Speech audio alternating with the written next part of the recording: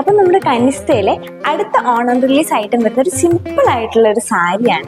നല്ല traditional look കിട്ടുന്ന ഒരു സാരിയാണ് കേട്ടോ. നമുക്ക് കേരള ക്രീം ഷെയ്ഡിൽ കോട്ടൺ ഫാബ്രിക്കിലാണ് സാരി വന്നിട്ടുള്ളത്. സാരിയിൽ ഡീറ്റെയിലിംഗ് നോക്കുവാണെങ്കിൽ നമുക്ക് ഇതിന്റെ ബോർഡേഴ്സ് രണ്ട് സൈഡിൽ ബോർഡേഴ്സ് കൊടുത്തിട്ടുണ്ട്. ഒരു റെഡ് ഷെയ്ഡിലാണ് എൻഡിൽ വരുന്ന ബോർഡർ. അത് അടുത്തായിട്ട് ഒരു ഗോൾഡൻ ബോർഡർ വന്നിട്ടുണ്ട്. അതിന് നെക്സ്റ്റ് ആയിട്ട് വരുന്ന ത്രൂ ഔട്ട് ബോഡിയിൽ ഈ ഒരു ത്രെഡിന്റെ ഒരു പാറ്റേൺ, പ്രിന്റ് അല്ല, നല്ല ത്രെഡിന്റെ നല്ല ഫിനിഷിങ്ങോട് കൂടി ഒരു ത്രെഡ് പാറ്റേൺ ത്രൂ ഔട്ട് ബോഡിയിൽ ഈ ബോർഡേഴ്സ് രണ്ട് സൈഡിലായിട്ട് പോകുന്നുണ്ട്. ഇനി പല്ലു പോർഷൻ നോക്കുവാണെങ്കിൽ പല്ലുവിൽ ഈ റെഡ് ഷെയ്ഡിൽ ഒരു കസവും ഒക്കെ കൂടെ വന്ന് ഇങ്ങനെ ഒരു സിമ്പിൾ ആയിട്ടുള്ള പല്ലുവാണ് വന്നിട്ടുള്ളത്. ആ ഒരു എംബ്രോയിഡറി വർക്ക് ഇതിൽ വന്നപ്പോൾ തന്നെ നല്ലൊരു സിമ്പിൾ സാധനം, ഒരു വെറൈറ്റി, ഒരു ക്ലാസ്സിൽ ലുക്ക് കൊടുക്കുന്നുണ്ട് ഈ ഒരു സാരിക്ക്.